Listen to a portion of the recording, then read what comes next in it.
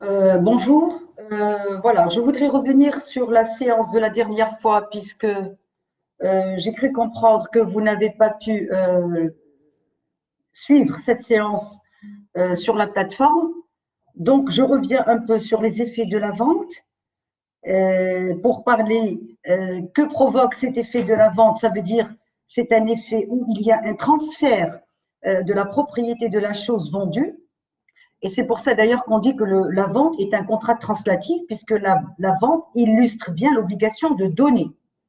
Et comme je l'ai dit la dernière fois, qui dit transfert de la propriété, dit transfert de risque.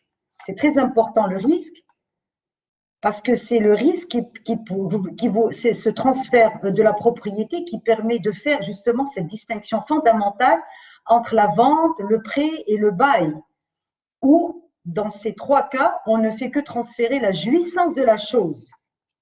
On reviendra sur le contrat de bail. Restant toujours dans la vente, et la dernière fois, je vous ai parlé que dans cette vente, le vendeur, donc, il a des obligations et l'acheteur également, il a des obligations. Et donc, en vertu de l'article 498 du DOC, comme vous le savez, le vendeur a deux obligations principales, celle de délivrer la chose vendue et celle de la garantir. Nous allons nous attarder un peu plus sur cette garantie qui est très importante parce que la garantie, elle est assez particulière puisqu'elle a cette garantie qui existe d'ailleurs dans l'article 532 du DOC, que cette garantie que le vendeur doit à l'acquéreur, elle a deux objets. Le premier, c'est la jouissance et la possession paisible de la chose vendue, c'est ce qu'on appelle la garantie pour cause d'éviction.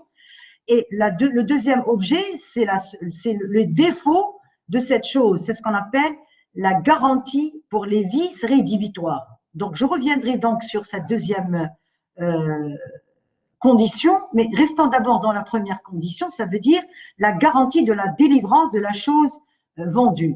Eh bien, cette délivrance, en principe, quand on délivre une chose, eh bien, on peut la délivrer de différentes manières. Par exemple, lorsqu'il s'agit des immeubles, c'est par la remise des clés. Ça veut dire qu'on va délaisser la chose. Comment? Par une remise des clés. Lorsqu'il s'agit des choses, cette fois-ci, mobilières, encore, c'est toujours par la tradition réelle ou par la remise des clés aussi. Et lorsqu'il s'agit des choses qui se trouvent dans un dépôt public, le transfert ou la remise du certificat du dépôt ou par un connaissement qu'on appelle un connaissement qui dénote qu'il y a cette délivrance.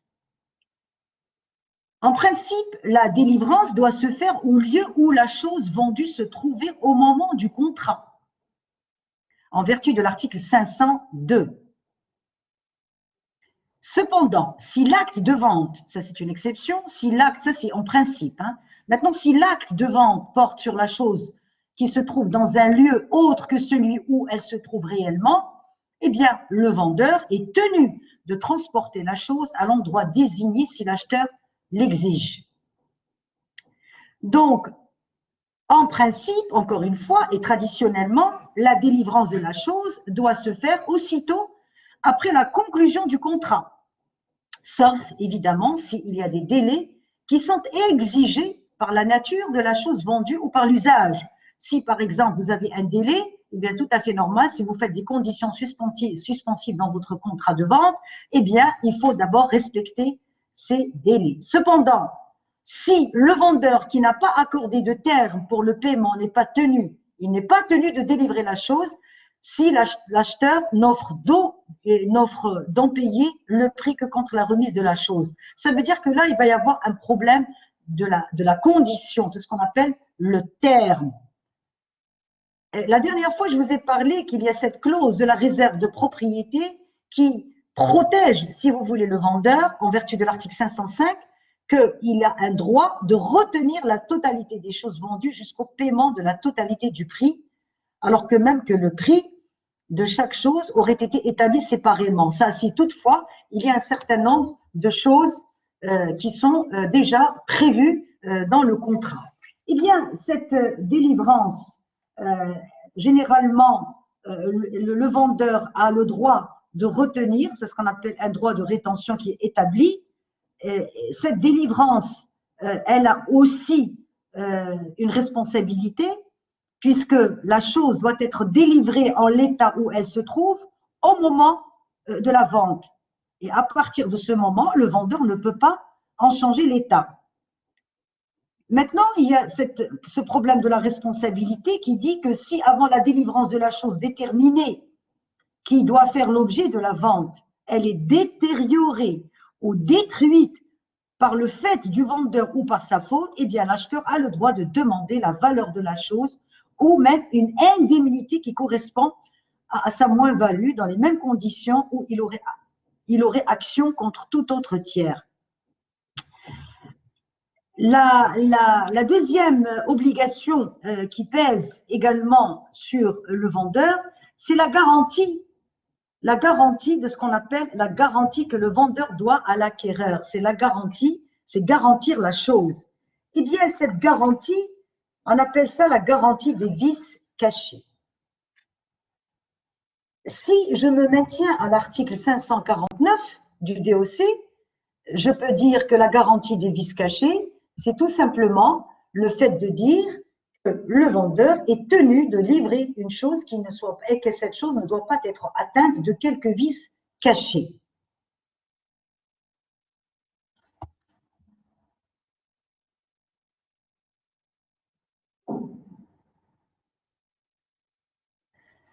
Cette garantie qui est protégée par l'article 549 du DOC, cela veut dire que si jamais il y a un défaut qui était inconnu de la part du vendeur, on ne peut dire que le vendeur il est responsable. Maintenant, s'il le savait, il l'a caché, là nous rentrerons dans la théorie du dol.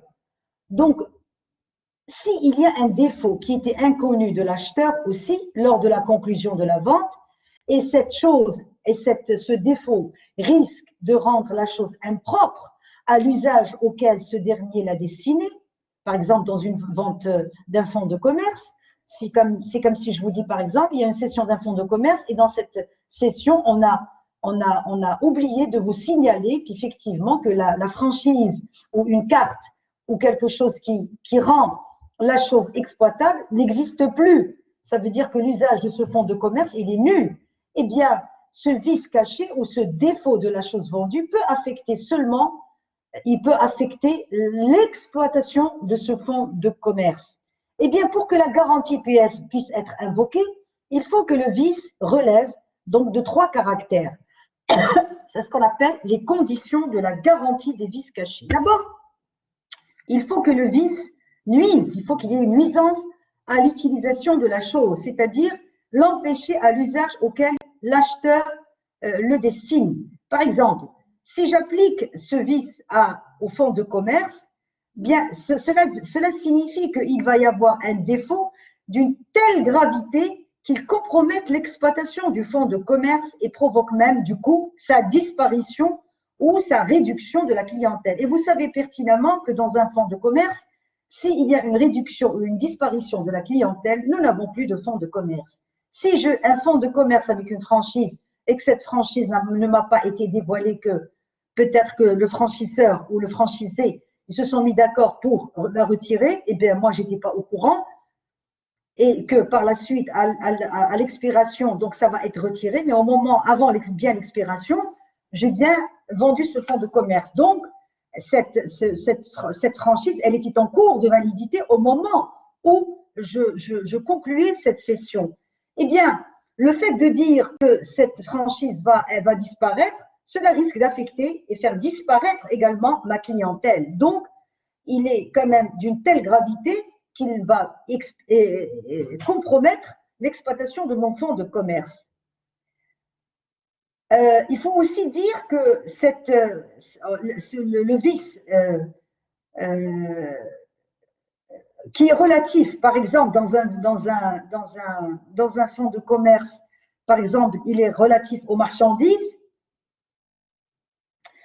lorsqu'ils ont été, par exemple, vendus avec le fonds de commerce ou un matériel d'exploitation, eh bien, quand il y a un vice qui est affecté, qui affecte les marchandises, ben cela ne peut pas compromettre forcément l'exploitation et donc et nécessairement, il n'aura pas d'incidence sur le maintien de la clientèle. Et donc, par voie de logique, il ne peut constituer un défaut relatif au fonds de commerce. Le vice, il faut également qu'il soit caché. En effet, le vendeur n'est pas responsable à l'égard des vices apparents dont l'acheteur a pu se convaincre lui-même. Ça veut dire qu'il faut qu'il soit caché, c'est-à-dire que c'est à l'acheteur de prouver le caractère caché du vice. C'est très important parce que si le vendeur maintient le fait de dire que le vice n'était pas caché et que l'acheteur dit que ce vice, il ne l'a pas vu parce que justement il était caché, eh bien c'est celui qui accuse qui doit prouver qu'effectivement que le vice était caché. Donc c'est à l'acheteur de prouver le caractère caché du vice. Il faut dire également que pour apprécier si le vice était perceptible ou non par l'acheteur, le juge il va évidemment tenir compte de la qualité de professionnel ou du non professionnel de l'acheteur. Par exemple, en qualité, rappelez-vous, je vous ai dit qu'aujourd'hui, dans les contrats spéciaux, non seulement on protège la volonté des parties, comme ce qui a toujours été le cas dans la théorie classique du contrat, mais en plus, on rajoute une deuxième couche dans les contrats spéciaux. Le législateur va essayer, puisque ce sont des contrats spéciaux et par conséquent, ils répondent à des régimes particuliers, eh bien, tout simplement, le législateur va essayer également de protéger, si vous voulez, la qualité de l'une des deux parties. Et cette qualité, elle va justement se mesurer par le professionnalisme de l'acheteur. Eh bien, en présence d'un acquéreur professionnel, le juge, il va se montrer beaucoup plus exigeant pour apprécier la légitimité de l'ignorance du défaut en lequel l'acheteur prétend s'être trouvé, ce qui est tout à fait normal. Maintenant, si l'acheteur n'est pas professionnel, eh bien, s'il n'est pas professionnel, il va essayer de comprendre et donc apprécier in concreto la situation en fonction de la légitimité de l'ignorance. Enfin, le vice, la troisième condition, le vice, il faut qu'il soit antérieur à la conclusion de la vente. Alors, on dit qu'il est antérieur à la conclusion de la vente ou même parfois il est concomitant au transfert du risque qui généralement coïncide le plus souvent avec le transfert de la propriété. Il faut dire que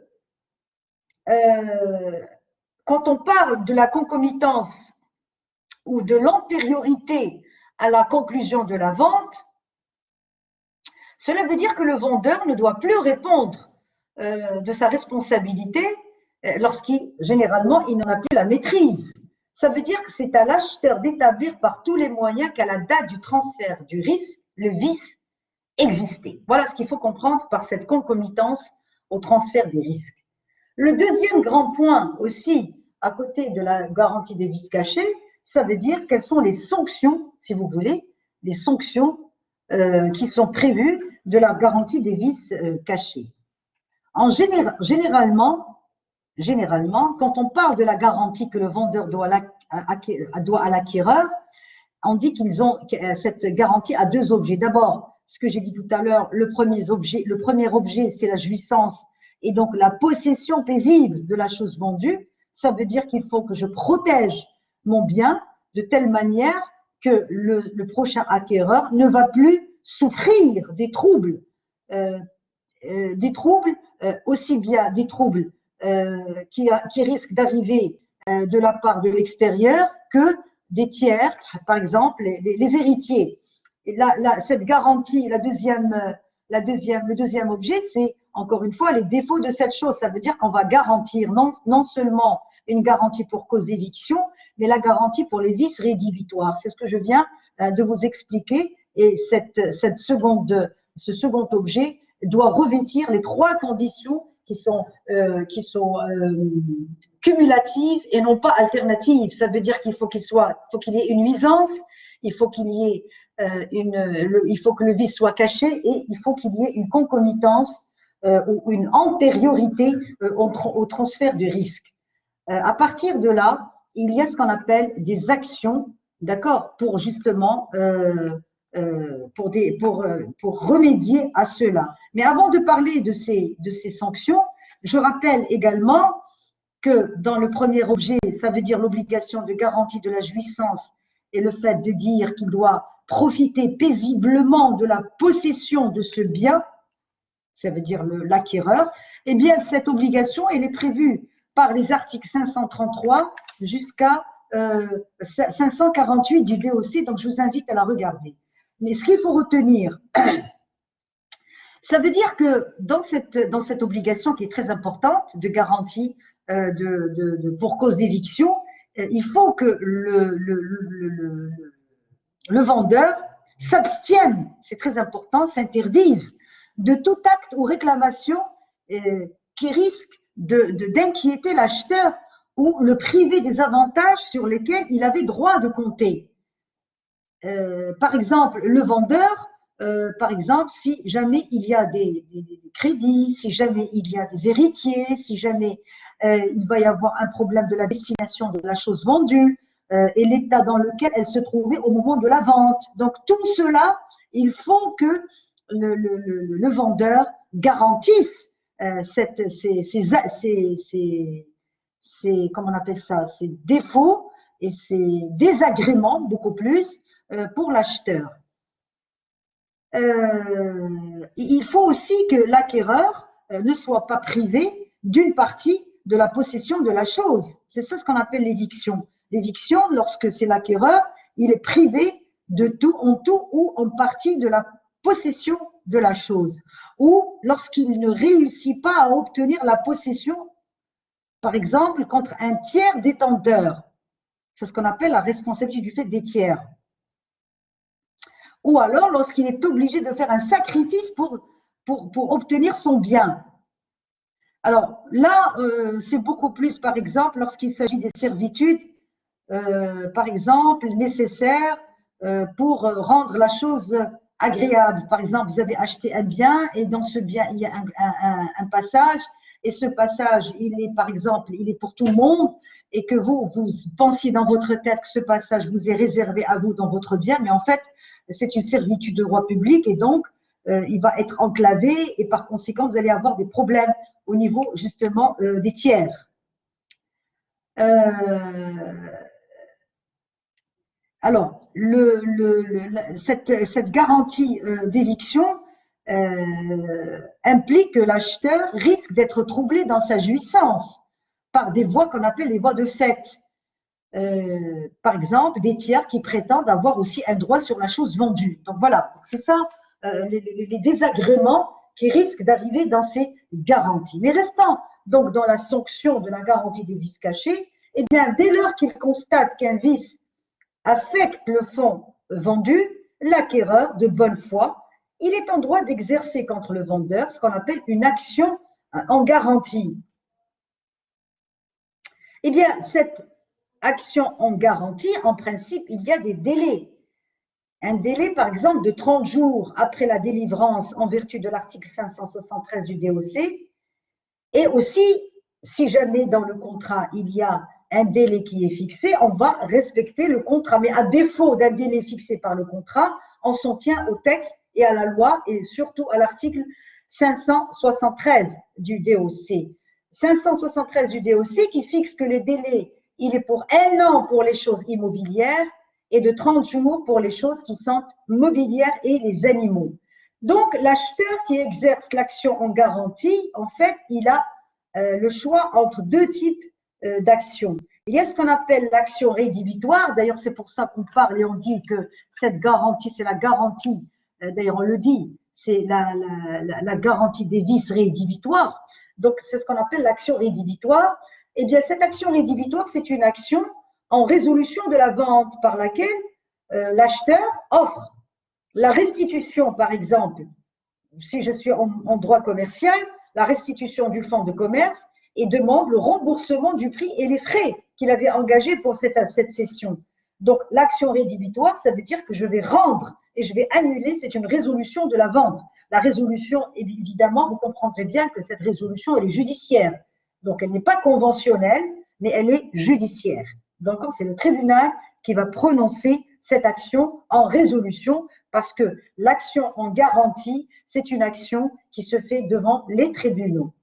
Donc, c'est une action en résolution de la vente, encore une fois, dans laquelle ou par laquelle l'acheteur suggère ou offre la restitution de ce fonds du commerce et demande le remboursement du prix et de ses frais.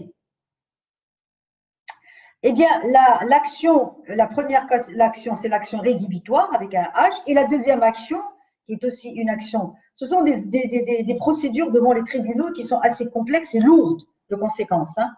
L'action estimatoire, cette fois-ci, et non pas rédhibitoire, ça vient du verbe estimer, ça veut dire que cela va permettre à l'acheteur de conserver le fonds, par exemple, et par la suite d'obtenir une diminution du prix. Ça veut dire que le prix pour lequel on a été convenu, je vais vous demander de le revoir à la baisse parce que je vais prendre votre fonds de commerce, je vais le garder, ok?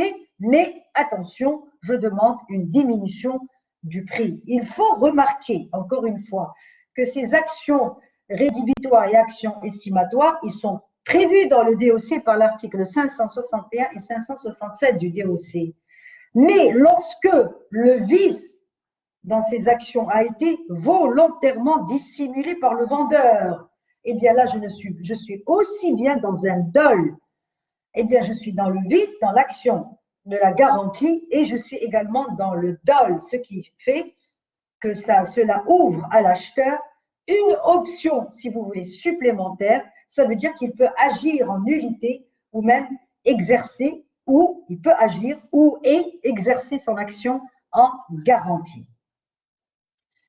Il faut dire, c'est très important, que la garantie des vices cachés qui existent dans le droit des contrats spéciaux et notamment dans les ventes et même dans d'autres contrats, mais elle est beaucoup plus manifeste lorsqu'il s'agit d'un transfert direct, définitif et non provisoire d'un droit de propriété.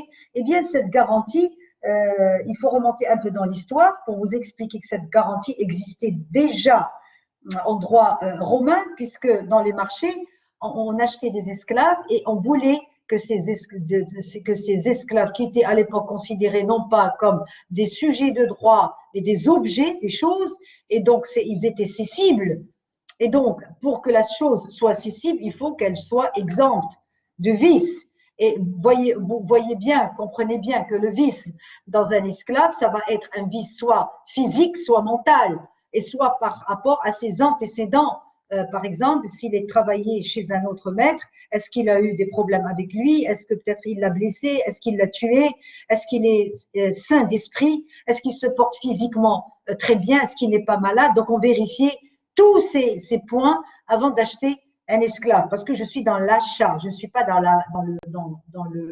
une donation, où quand on dit, il y a le dicton qui dit que quand on vous offre un cheval, on ne regarde pas ses dents, mais là, ce n'est pas une offre, c'est une vente, donc on regarde les dents, on regarde tout, on vérifie les antécédents et on regarde un peu l'état de santé mentale et physique de l'esclave. Eh bien, c'est cette garantie qui a évolué, si vous voulez, avec le temps et qui a été par la suite transférée sur les choses aujourd'hui, notamment en matière de cession.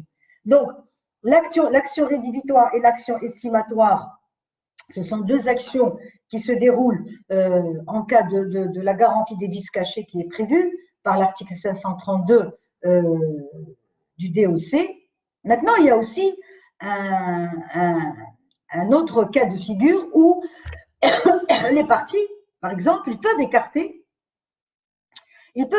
ces dispositions, de dire que je ne veux pas courir de risque en ce qui concerne ces garanties, parce que d'abord, ce sont des procédures longues, complexes, onéreuses et donc et pesantes.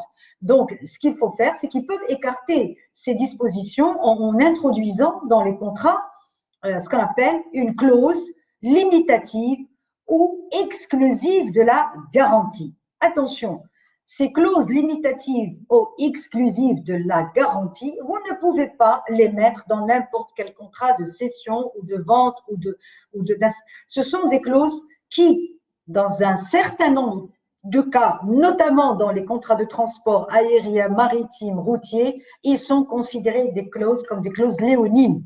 Ils sont non écrites, ils sont réputés nuls et non écrites. Elles sont léonines parce que on n'exclut pas ou on ne limite pas la responsabilité, par exemple, surtout aussi en matière commerciale aussi, on ne limite pas et on n'exclut pas une garantie lorsqu'il s'agit des contrats où effectivement la responsabilité est pesante. Mais dans une cession d'un fonds de commerce, je peux introduire cette clause que nous appelons la clause limitative, regardez le terme, limiter une responsabilité ou exclure carrément la responsabilité, ça veut dire la garantie, eh bien, en pareil cas, la clause, elle doit être rédigée en termes suffisamment clairs pour qu'on puisse comprendre que la personne n'est plus responsable et donc on ne peut plus faire jouer telle ou telle garantie. Par exemple, quand vous faites dans un fonds de commerce ou dans une cession, quand vous faites, par exemple, l'acquéreur qui prend le fonds, il dit que cette personne prendra le fonds dans l'état où il se trouve sans pouvoir exiger aucune indemnité ni diminution de prix pour quelque cause que ce soit. Eh bien, si vous insérez cette phrase, par exemple, dans les contrats de cession, eh bien, vous excluez carrément et vous acceptez d'exclure carrément la garantie ou les actions aussi bien estimatoires que rédhibitoires. Généralement, ce sont des clauses qu'on retrouve prêtes dans la pratique dans des contrats notariés. Donc, ou alors, quand il s'agit, par exemple, quand vous rentrez dans un bail, vous trouvez un bien et vous dites, par exemple, le bien, il est dans l'état, la remise des clés dans l'état des lieux. Quand vous faites un état des lieux et que vous signez sur cet état des lieux, eh bien, vous acceptez l'état des lieux. Par la suite, vous ne pouvez plus faire jouer ces actions estimatoires et rédhibitoires ou ces actions qui peuvent engager la responsabilité de celui qui vous loue ou de celui qui vous a vendu votre bien. Donc voilà, grosso modo, si vous voulez, les obligations du vendeur. Maintenant, qu'en est-il pour les obligations de l'acheteur? Eh bien, l'acheteur également, il a également des obligations. Eh bien, l'obligation de l'acheteur, la première obligation qui pèse sur l'acheteur, d'abord, c'est qu'il faut qu'il prenne livraison de la chose. C'est ce qu'on appelle le retirement. Alors, quand on dit il faut qu'il prenne livraison de la chose, la livraison, ce n'est pas la délivrance. Parce que la délivrance, c'est le vendeur qui délivre. Quand on dit que prendre livraison de la chose, c'est la retirer. D'accord? C'est la retirer, ça veut dire la récupérer pour qu'il n'y ait pas de problème. Eh bien, l'une des obligations de cet acheteur, c'est prendre livraison et retirer cette marchandise. Eh bien, si je prends l'article 580 du DOC, eh bien, l'article 580, que dit cet article? Que l'acheteur, d'accord, 580, l'acheteur est tenu de prendre donc livraison de la chose vendue dans le lieu et à la date fixée par le contrat. Donc voilà, si vous voulez, l'une des premières obligations de l'acheteur. La deuxième obligation, bien sûr, c'est celle, comme vous le devinez, de payer le prix. Le paiement du prix, il est tenu de payer le prix à la date et de la manière établie au contrat. Eh bien, cette obligation du paiement du prix, elle est prévue par l'article 577 du DOC. Eh bien, ces deux articles, 577 et 580, constituent, si vous voulez, les obligations de l'acheteur. Eh bien, quand on parle de prendre livraison de la chose vendue dans le lieu et à la date donc prévue par le contrat, qui est fixée par le contrat, à défaut de convention, eh bien, il doit retirer la marchandise ou le bien immédiatement. Et bien sûr, s'il ne se présente pas pour la recevoir cette marchandise, ou il se présente sans le prix, lorsque la vente est faite au comptant, notamment, eh bien, on applique ce qu'on appelle les principes généraux de ce que vous connaissez déjà, et ce qui est déjà acquis chez vous, le principe de la mise en demeure du créancier. La mise en demeure du créancier. Et la mise en demeure, ça veut dire que je vais envoyer encore une fois du courrier pour lui dire attention, votre marchandise est encore chez moi et donc vous n'êtes pas venu pour la retirer. Alors, la mise en demeure, si jamais il ne se présente pas, en principe, il va y avoir une résolution pour faute de paiement du prix. Et donc, le contrat sera résolu de plein droit par l'article 581. Eh bien, cette obligation qui pèse sur l'acheteur, en principe, en ce qui concerne les ventes immobilières, la délivrance de la chose, elle se fait par la remise des clés. Dans les ventes mobilières, la délivrance, elle se fait par cette obligation de retirement.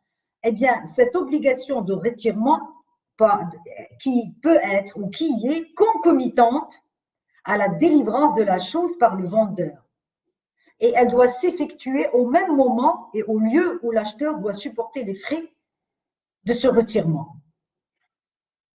C'est à cette occasion de ce retirement que l'acheteur doit procéder, encore une fois, à l'examen de la chose vendue afin de dénoncer les vices qui peuvent être apparents et voir s'il n'y a pas de défaut de conformité par rapport aux stipulations du contrat. Par exemple, il faut vérifier la conformité de la chose. Ça veut dire, je vous ai demandé de me ramener telle qualité, est-ce que cette qualité elle est conforme à telle chose? Et vérifier un peu tout ce qui se passe. C'est à ce moment qu'il va y avoir justement l'examen à l'occasion de ce retirement qu'il faut vérifier les vices et les problèmes de la conformité. Généralement, encore une fois, le défaut de retirement entraîne évidemment un stockage, une conservation de la marchandise, comme vous le savez pour le vendeur.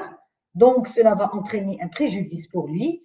Donc, il a le choix également soit de le mettre en demeure, mais cette demeure, elle n'est pas comme ça. Je ne vais pas envoyer une lettre pour lui dire venez récupérer votre marchandise. Non, c'est une mise en demeure, mais sous astreinte. Voilà quelque chose qui existe en commercial, mais qui n'existe pas en civil, parce qu'il faut qu'il y ait une décision de la justice. Eh bien, la mise en demeure sous astreinte, elle est procédée généralement par une résolution de la vente de plein droit. Et il faut aussi dire que cette résolution de la vente et cette mise en demeure sous astreinte ne prive pas le vendeur de demander des dommages-intérêts parce qu'il a subi des préjudices. Il faut aussi souligner que, comme ce que je l'ai déjà dit, que le vendeur, si jamais, et là on arrivera au paiement du prix, le vendeur, si, encore une fois, il n'arrive pas à prendre, si, pardon, c'est pas qu'il n'arrive pas à prendre livraison. Non, l'acheteur plutôt, ça veut dire qu'il a pris, il va prendre livraison de la chose et même aussi de payer. On avait dit que le défaut de paiement, ça va entraîner encore un certain nombre de problèmes puisque on a dit que l'acheteur il est tenu de payer le prix à la date qui est établie par le contrat et donc le législateur, il met l'accent beaucoup plus sur cette obligation monétaire, puisque le paiement de prix constitue la contrepartie du transfert de la propriété et de la délivrance de la chose vendue. C'est une contrepartie, il n'y a pas l'un sans l'autre. Le contenu de cette obligation monétaire, d'abord, c'est le paiement du prix qui constitue l'objet.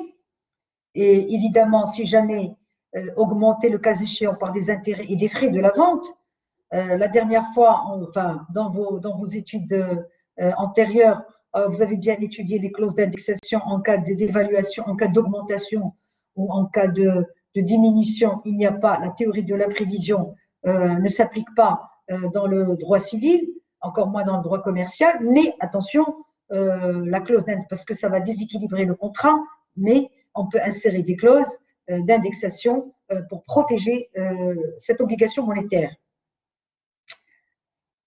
il y a aussi ce qu'on appelle les sanctions de cette obligation monétaire. Ça veut dire que soit je vais demander une exécution forcée, ça veut dire que le vendeur, il a le droit de demander une exécution forcée. Ça veut dire qu'il va faire une revendication spéciale par ce qu'on appelle la réserve, la clause de la réserve de propriété, soit carrément, dès le départ, il va insérer un droit de rétention sur la marchandise tant que le prix n'a pas été honoré. Il faut dire que cette exécution forcée, elle est beaucoup plus dans le droit commercial, puisque lorsqu'il s'agit d'une cession d'un fonds de commerce et que le prix n'a pas été payé ou il a été partiellement payé et non pas intégralement, eh bien, le vendeur, pour se protéger, qu'est-ce qu'il va faire? Il va s'inscrire en privilège du créancier. Ça veut dire, c'est une procédure en droit commercial qui estime qui existe en droit commercial, dans le Code de commerce, dans les articles 99 jusqu'à 112, qui protège le vendeur contre, par exemple, l'acheteur, si jamais l'acheteur n'arrive pas à honorer son obligation monétaire. Eh bien, ce privilège avec une publication va permettre, dans les 2 mois qui suivent la vente, elle va permettre au vendeur de garder ce bien, même alors qu'il y a un contrat de vente, puisqu'il s'est protégé en conservant ce bien tant que le prix n'a pas été réglé. Donc, ces 2 obligations, donc je vous invite à les regarder dans le DOC, et qui sont très importantes, puisque ces obligations de prendre livraison, de prendre livraison de la chose et de payer le prix, eh bien, ce sont des obligations qu'on retrouve également dans le bail, puisque même dans le bail, il faut payer le prix de la location et prendre livraison de la chose. C'est ce que nous aurons l'occasion de voir la semaine prochaine. Je vous invite à regarder, donc aujourd'hui, on a pu travailler les 2 séances qui ont été, enfin la séance qui n'a pas été enregistrée et la séance de demain, puisque demain, je ne vous donne pas cours, parce que j'ai une réunion. Donc, je vous remercie. Si vous avez des questions à ce niveau, marquez-les pour les prochaines séances. Comme ça, on répondra au fur et à mesure de l'état d'avancement de notre cours. Je vous remercie et je vous dis au revoir.